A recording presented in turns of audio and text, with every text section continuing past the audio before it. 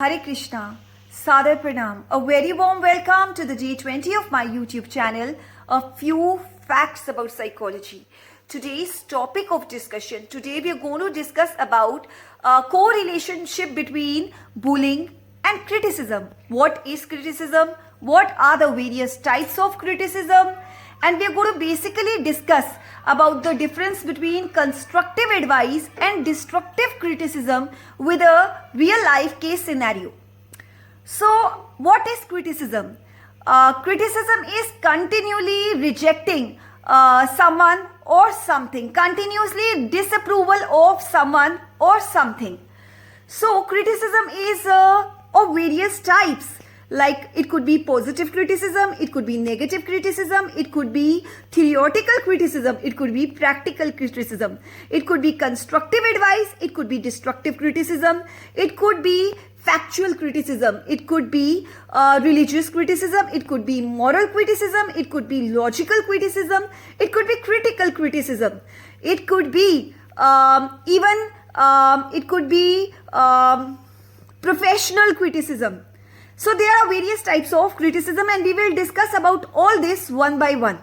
So coming to constructive advice and destructive criticism. Constructive advice, it does not come under criticism. Constructive advice is basically, it's very close to simply giving someone advice how to do a particular thing.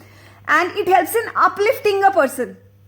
And destructive criticism, it is demeaning someone, it is belittling someone. In destructive criticism, the target of criticism, it has destructive effect on the particular target of criticism.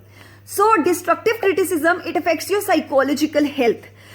It impacts the psychological health of the subject so much.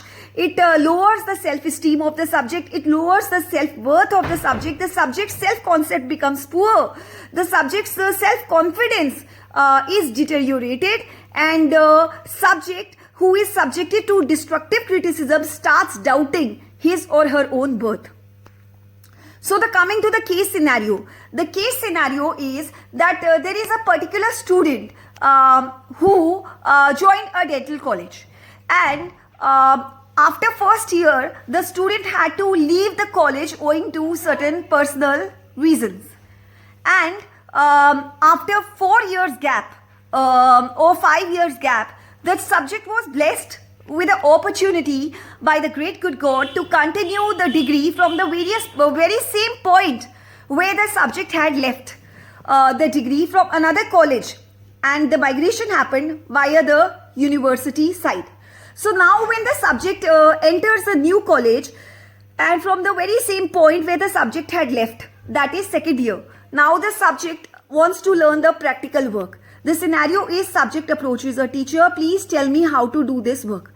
If the teacher gives a demonstration to the subject that this is how you do this particular work and do it and then show me, then the subject makes efforts and again shows the work to the particular subject teacher, and the teacher evaluates the piece of work of that subject and says, fine, these are the corrections you need to make, do it again and show me with correction. Subject again does the work and the teacher again evaluates, and this keeps on continuing till the work is done properly. So this whole thing comes under constructive advice. But if it is the other way around, the teacher simply instructs the subject that do this piece of work and show me. The subject is being treated like a born genius. Subject knows everything and doesn't need even one demonstration. There is no one willing to tell the subject how to do that particular piece of work. The subject is running here and there to learn the work and is being treated like a mad person.